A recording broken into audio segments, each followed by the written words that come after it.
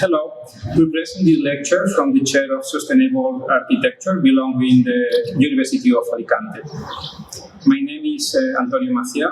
I'm Professor of Master in Architecture and Director of the Chair of Sustainable Architecture. We are recording this video from this green and open campus of the University of Alicante in Spain. The main topic of this lecture is resilience. Okay, resilience. Resilience, such ability to overcome critical moments and adapting after a critical situation. Resilience, such the ability to resurface with a greater impulse from these critical situations. Resilience as strength, as integrity. Resilience like returning to normality. These will be the first impressions, the most direct definitions about resilience. But when we talk about architecture, city, culture, or society, there are not straight answers. Answers change depending on different points of view. In this lecture, we are going to reply on the opinions of architects related to the University of Alicante or the chairs of sustainability architecture. We are going to talk about resilience for 4 points of view. From the point of view of architecture as a discipline, from the point of view of citizens' participation, from the point of view of administrative management, from a gender perspective.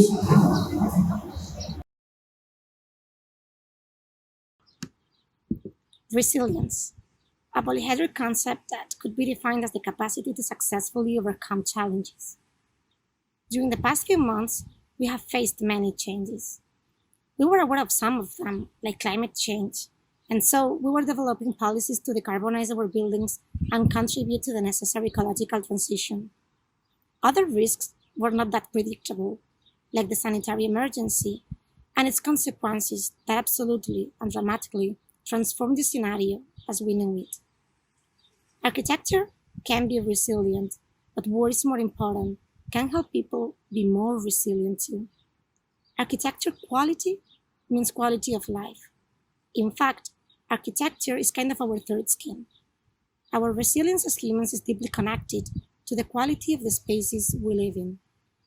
Let me share an example. During the pandemic, the Valencian government drove an exhaustive survey to evaluate how resilient our homes were in order to develop better housing policies. Were our homes able to satisfy our needs during the lockdown? Did our houses take care of us? The results made it evident. Not only our homes could be more resilient and be adapted to our new needs, offering more flexibility, outdoor spaces, or comfort. What is more interesting, that lack of resilience influenced directly on people's wellness. Resilient homes meant more resilient people during COVID-19. Worse conditions made us more vulnerable. As a matter of fact, it is essential to implement public policies that promote architecture quality, offering a sustainable framework to develop our lives. Bueno, hay momentos a lo largo de la historia, ¿no? Y a lo largo de distintos momentos socioeconómicos, culturales, donde hay determinadas palabras que son claves y se convierten en cuestiones globales, ¿no? Y en el tema de la arquitectura, lógicamente, pues también se ve afectada, ¿no? Desde ese punto de vista, desde el punto de vista de la arquitectura, ¿qué es la resiliencia? Desde la psicología la palabra le han dado un giro que yo creo que es interesante, que más allá de adaptarse es salir mejor. Eso es una cosa difícil como de entender en arquitectura, porque bueno, estamos ante un concepto tan complejo que quiere decir salir mejor de una adversidad natural. Tampoco suena muy fácil. Yo creo que es aquí la relación entre la psicología, bueno, no es tan directa la traslación. Yo creo que a mí me interesa entender que es la capacidad de adaptarse a unos acontecimientos naturales que están por venir. bueno, primero es adaptarse a lo que está por venir, que es algo realmente muy abierto, pero yo acotaría el mundo de lo natural, ¿no? No seamos tan prepotentes y pensar que al final son acciones humanas las que cambian las cosas. Yo creo que al final es un mundo mucho más complejo que tiene que ver con lo natural, que trasciende un poco todo lo que podemos imaginar. Y yo creo que es en ese sentido cuando la arquitectura se acerca a lo natural, cuando la arquitectura se busca un equilibrio con el entorno, cuando se empieza a hablar de resiliencia. La arquitectura siempre ha querido estar, bueno, siempre no, pero llevamos mucho tiempo intentando hablar de cómo se adapta y cómo permitimos que cambien las cosas. El problema es que yo creo que el foco hacia el medio ambiente, hacia la conciencia global de la Tierra y todas sus especies y toda su biodiversidad, ese foco no estaba puesto todavía. Yo creo que el gran reto es entender la arquitectura como generadora de ecosistemas ricos y lo más complejos y posibles, donde evidentemente el ser humano tiene que sentirse cómodo, pero en la medida en que la arquitectura favorezca esa situación de cada vez acercarse más a toda la biodiversidad que nos acompaña, cada vez estaremos en un territorio más fuerte, robusto, porque va a adaptarse mejor a los cambios y también estaremos en un sitio, yo creo que podría ser mucho más emocionante. Y efectivamente, siendo la resiliencia también algo como esa capacidad de adaptación al cambio, pero sobre todo saliendo con más impulso, no es como un efecto rebote, ¿no? Me voy hacia atrás para salir impulsado, ¿no? Sí, pues es un concepto muy asociado a las personas que han pasado por traumas, ¿no? Y que es como que se equipara después a otras materias o en otros ámbitos, ¿no? Y viene un poco un origen más desde la psicología, ¿no? ¿Quiere a lo mejor eso decir que el foco de los cambios o esa capacidad de adaptación de la arquitectura se centra más todavía en las personas? Claro, yo lo que veía difícil con lo que decía Paco en la arquitectura es no solo pasar de que la arquitectura quede integrada con la naturaleza, sino, o sea, esa capacidad de adaptación, sino como dice Paco, la mejora. O sea, cómo una acción humana, como la arquitectura, puede llegar a mejorar el ámbito natural, me parece como muy difícil. O sea. Yo creo que la resiliencia tiene que ver con ese equilibrio, con la naturaleza, donde en esa naturaleza estamos, por supuesto, estamos nosotros, nuestras comunidades, y está nuestro legado. Entonces ese equilibrio complejo es cuando la arquitectura empieza a asumirlo y empieza a ponerlo en valor, empieza a ser resiliente. Yo también entiendo que lo que decía Rocío, que no imaginaba cómo la arquitectura podría generar espacios más interesantes de vida o con más capacidad de generar biodiversidad. Yo creo que tampoco hay que... Claro, si lo planteas como que te vas ahora mismo al Amazonas a intentar mejorarlo, es complicado, pero yo creo que si te vas a cualquiera de nuestras ciudades es bastante fácil imaginar cómo mejorarlo. Yo creo que hay que empezar desde ahí. O sea, hay que empezar a introducirnos en los ambientes urbanos que hemos generado, en los paisajes urbanos que hemos generado, que seguramente son muy mejorables y donde la biodiversidad a veces es mínima, y a partir de ahí empezar a pedirle cosas a la ciudad, pedirle cosas. Y pedirle cosas a la ciudad seguramente es pedirnos cosas a nosotros, empezar a comportarnos de una forma distinta, a cambiar los estándares que hemos asumido durante un tiempo donde el progreso nos ha cegado un poco y donde ha habido como una dicotomía entre espacio natural y espacio urbano. Y esa dicotomía que tenía que ver con un principio de cambio y que tenía que ver con unos tiempos, esos tiempos han cambiado absolutamente. Estas crisis medioambientales y sanitarias que estamos viviendo muestran con claridad que el desequilibrio ha sido tan fuerte que nuestras ciudades han sido muy debilitadas. Hubo un tiempo que la ciudad era que parecía como el paradigma de la complejidad, de la riqueza, de la sociedad. Pues evidentemente esa densidad de gente y de personas y de actividad genera una magia y algo que que eso ha sido un invento de este último siglo. Pero también se ha hecho en detrimento de una conexión con nuestro planeta, con la Tierra, y las ciudades ya empiezan a ser unos paisajes que preocupan por su dimensión y su continuo crecimiento. Entonces, ahora el reto está en que esas ciudades empiecen a entender la biodiversidad desde dentro. Y ahí sí que hay mucho que hacer. Y desde las universidades yo creo que sois conscientes de que no parece tan difícil imaginar ciudades muchísimo más diversas, ¿no? Bueno, y en esa línea yo creo que entrando ya como a hablar de la biodiversidad de las ciudades, yo creo lo que nos plantea el reto este de las residencias es empezar a tomar contacto con nosotros mismos, con nuestro arquitecturas que nos intenten acercar a nuestro propio cuerpo, cuando hablamos un poco de estar en contacto con la sociedad, se nos olvida muchas veces estar a gusto. Yo creo que podemos aspirar realmente a arquitecturas sanadoras, arquitecturas que fomenten la introspección, arquitecturas que en alguna forma nos reconecten desde sentirnos bien. Yo creo que es a partir de ahí, cuando uno se siente bien y se siente a gusto, cuando empieza como a ver las cosas de otra forma y empieza a ser más generoso con todo y empieza a imaginar relaciones con los otros. Al final, cuando nos planteamos siempre que queremos hablar desde los otros, desde lo no humano, no deja de ser irónico, porque no podemos hablar desde lo no humano nosotros. Lo que sí que puede pasar es que cuando nos sentimos muy a gusto y cuando hemos encontrado un equilibrio con nuestro entorno, podemos empezar a dar otro salto, a intentar acercarnos al otro. Yo creo que pasa por estar a gusto, donde fabricar espacios emocionantes, donde estar a gusto y a partir de ahí empezar a ligar a la cantidad de especies aliadas que hemos ido desplazando de nuestras ciudades, de nuestros territorios y bueno. Además, el principal objetivo de la Cátedra de Arquitectura Sostenible precisamente está basado en eso, ¿no? En el hacer que la arquitectura haga sentir bien a la gente, ¿no? En sentirse bien, ¿no? En el poner el foco en esto, ¿no? Es que es a partir de ahí de donde se construye todo.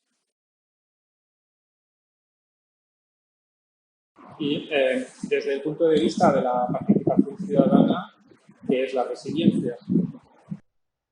La biocenosis es un conjunto de unidades biológicas que habitan entornos ecológicos. Estas unidades biológicas generalmente están digamos, en un medio que es el biotopo.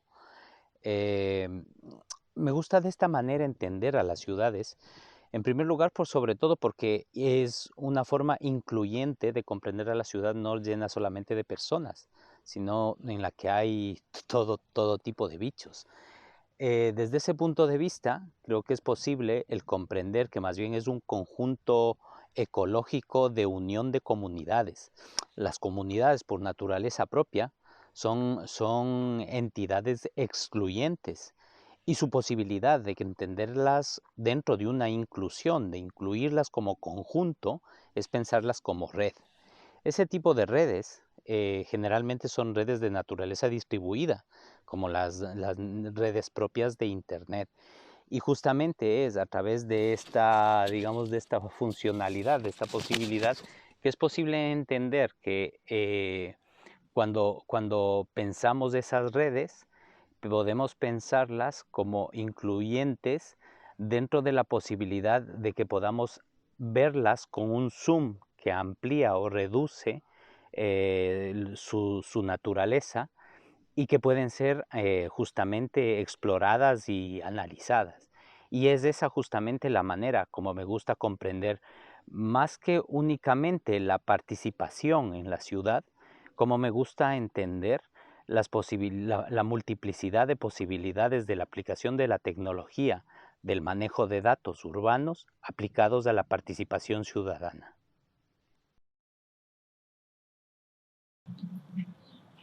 From a gender perspective, what is resilience?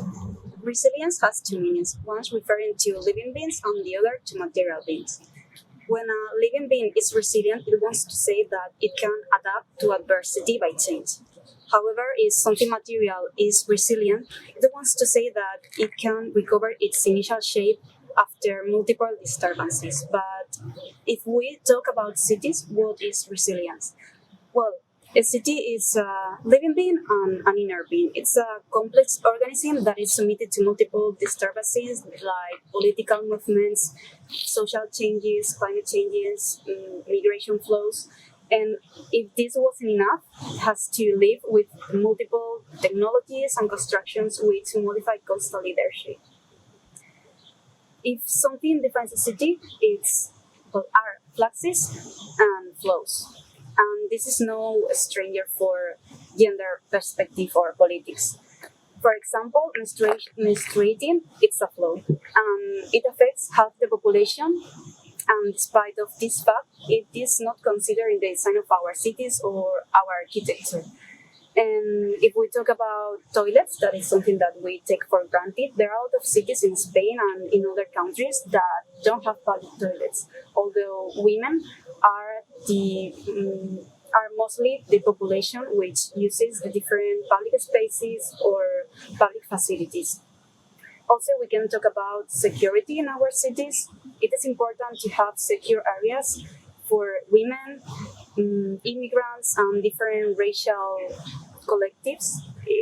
Every single day, we see that there are different disturbances, and also there is conflict in our streets just because of sexual orientation or maybe of racial aspects. So, to summarize, cities are points in a global network, and they are constantly changing due to different disturbances, and this affects their order. I think that if we talk about resilience, it's important that our cities, in some kind of way, reflect the different changes and balances of all the agents that act in the city, and also they have to adapt their politics to incorporate gender and in some kind of way make movement in the city easier for women and also secure. And lastly, I want to say that it is important to make more easy the movement for all the inhabitants, also to accomplish their different biological needs.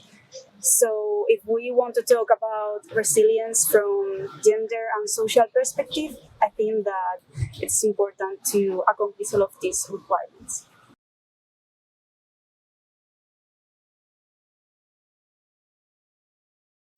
This lecture has a second part, a second question. Urbanism and the city. What do you think decreases the city's resilience on our area? Well, I think three issues need to be rethought. First, the instruments used to plan cities and their ability to react. The point is that urban planning is not always understood as evolutionary process, and this is what needs to be reclaimed in order to ensure more resilient cities. The dynamic and open character of urban planning, which needs to be more flexible to adapt to the rapid changes the city undergoes. It is also important to see urban planning as a social construction. Cities have to be designed according to a socially consensual model, and this is not always the case. A resilient city is based on the knowledge of the real needs of the citizens in order to be able to adapt to them. And this knowledge can only be obtained from people's own experience and their participation in decision-making processes. And there is much to be done for efficient public participation.